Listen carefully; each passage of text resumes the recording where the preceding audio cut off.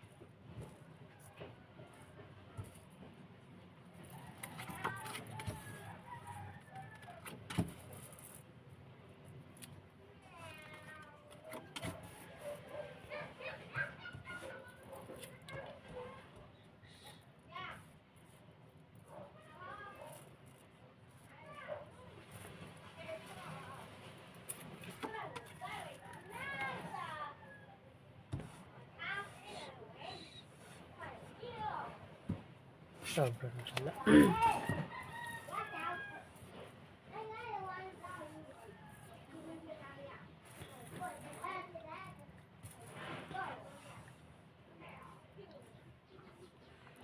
Taurus.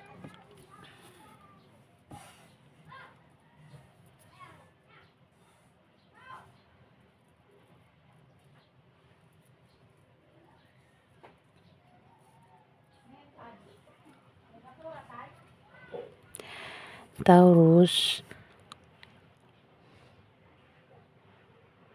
Meron to kayong malalamang masamang balita sa kalating buwan ng February. At may taong galit na galit dito. Pwede ng taong ito ay magselos. Ako nga naman dahilan ng galit niya dito, Taurus. Kasi dahil may nalamang masamang balita, pwede rin naman magkaroon ng away, tampuhan, selusan, Taurus. Ako naman yan na kasi may taong galit niya rito at pwedeng kung magkaroon nga ng away, pwedeng may makaalam nun, Aris. Kasi may tao rito, Aris Taurus Taurus po tayo. May tao rito, Taurus may makakalam ng masamang balita sa kalating buwan ng February. Pwede patungkol yan sa negosyo, o binabalak na itayong negosyo, yung mababalitaan niya, maaaring patungkol sa utang, Taurus, o patungkol ito sa trabaho. Ayan, Taurus.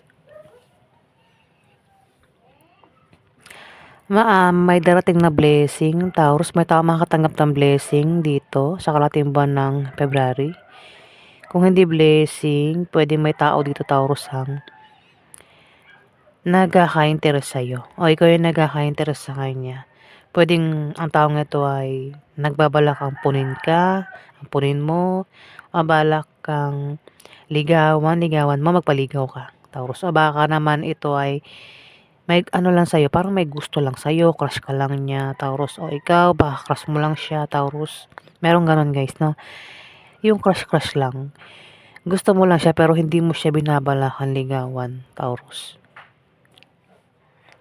Ayan, may ganyan dito. Pwede rin naman ex mo, gusto mong balikan o gusto kanyang balikan, Taurus. Mukhang magkakaproblema kayo sa pamilya nyo, love life, o baka meron kayong gulong kakasangkutan sa kalating buwan ng February, Taurus, pero malalampasan nyo rin daw yan, Taurus. Kung magka-problema kayo, may tao nakasuporta lang sa inyo dito.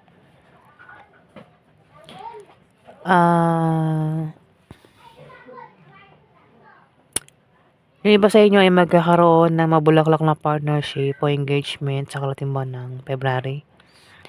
May mga travel din kayong gagawin. Ayan. Dahil ng pag-travel, meron kayong ka-business deal, o maaaring bibili kayo ng bahay, o lilipat kayo ng bahay. Ayan, Taurus, maaaring kaya kayo magta-travel ay dahil sa may mga offer dito, Taurus. May mga offer na darating sa inyo at puwedeng tanggapin mo yung offer kaya magta-travel kayo. Puwede may mag-alok ng trabaho, magtayo ng business, o mag-sideline. Basta patungkol sa pera yung naiisip niyo rito kung papaano kayo magkapera kaya nga may pag-travel kayong gagawin, Taurus.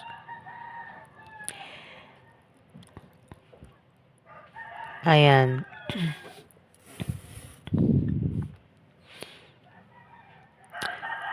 Yun nga, dahil sa may nag-offer, puwedeng tinanggap niyo yung offer, kaya puwedeng ang iba sa inyo ay mag-apply nga ng trabaho o magtayo ng business, ayan. O kung ano man yan na patungkol sa pera, Taurus. Ayan po yung ganap sa inyo, alamin pa natin.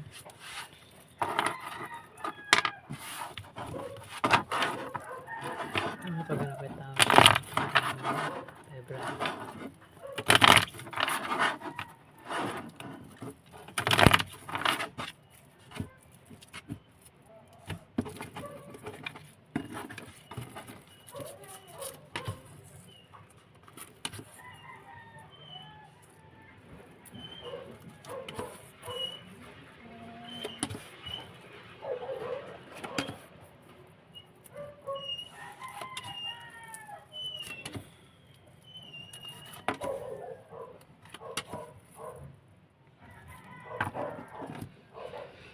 Taurus.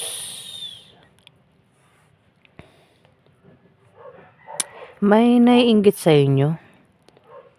May naiinggit nga sa inyo. Pwede magkaroon ng away sa inyo ng taong ito. Pwedeng kasama mo lang yan sa bahay mo, sa trabaho mo, sa negosyo mo, o kung saan mo pa yan kasama ang taong ito. At pwedeng mag-away kayo nito at mauwi sa hiwalayan, Taurus. Ang taong ito ay pwedeng naiinggit nga sa inyo. Inggit lang yan, no? 'Di ba? Wala yan, ano eh, kumbaga, mainggit na siya na mainggit, pero wala siyang kayang gawin, 'di ba? Ayan na, Taurus, kumbaga, mamatay siya sa inggit, ano. Pero yung away ay pwedeng mauwi sa hiwalayan, Taurus. Pwedeng yan ay member ng pamilya mo, kamag-anak mo, asawa mo, kapitbahay mo, Taurus, kumpare mo, kumare mo, ex mo, third party, na makaaway mo daw, karelasyon mo daw, Taurus, na pwedeng mauwi sa hiwalayan. Kung ayaw niya magkahiwalay, ingatan mo siya, Taurus. Maaaring ang taong ito, Taurus, ay buntis. Pwedeng asawa mo yan, o girlfriend mo, o third party, ex mo, o kaibigan mo, basta buntis siya.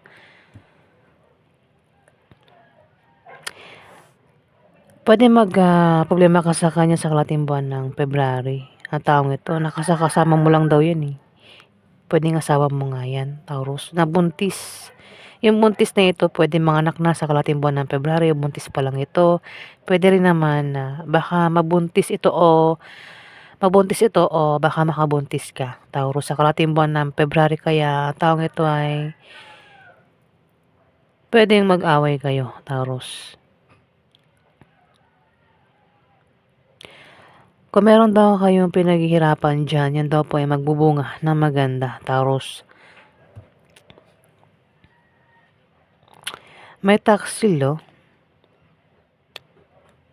May nagtaksil.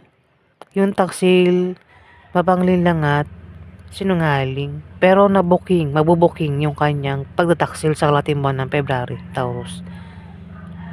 Pwede yan yung asawa mo, ikaw yan, Taurus, na nagtaksil sa kanya. Ayan, basta may taksil dito at magbubuking nga, Taurus, na pwede mauwi sa hiwalayan kaya may away dito. Alamin natin yung outcome. Sa kalating buwan ng February.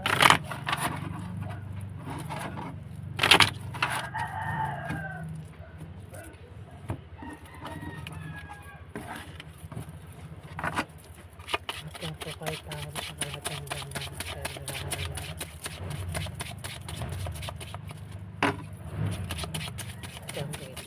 Sa kalating buwan ng February.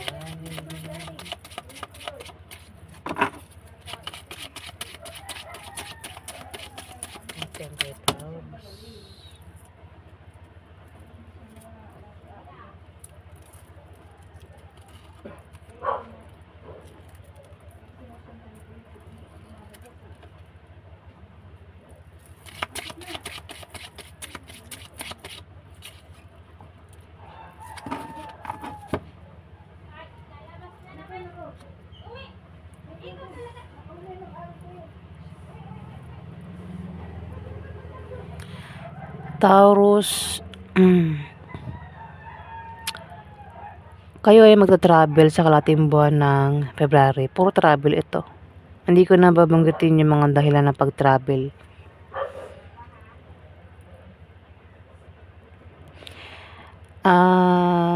Kasi may taong kumbaga nate-tempt kayong gumawa ng masama o nate-tempt kayong gumawa ng mabuti rito kaya meron kayong pag-travel na gagawin dito.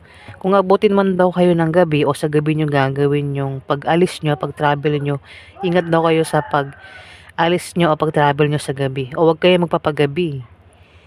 Hindi naman wag, ingat lang daw sa kung lalo sa gabi o madaling araw para maiwasan niyo yung aksidente. Ayan na, Taurus. Hindi yan pananakot, pinag-ingat nga kayo, 'di ba? Kumbaga, ingat kung sa gabi nyo gagawin yung pag-travel nyo o kung gagabihin kayo, Taurus. Kung may stress daw kayo sa kalahating buwan ng February, magpatingin sa doktor, Taurus. Meron kasi kayo talagang binabalak dito eh. Balak, pwedeng masama o mabuti, Kaya magta-travel nga kayo.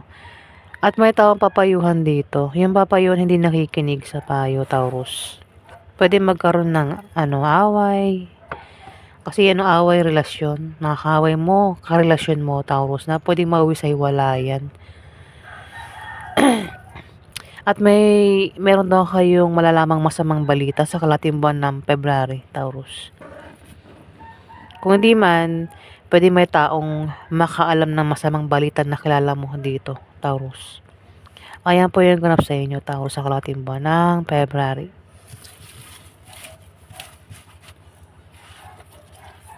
Meron ka mga kadil na Capricorn, Virgo, Taurus, at Scorpio, Pisces, Cancer.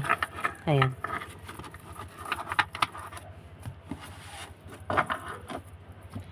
Maraming salamat po, guys.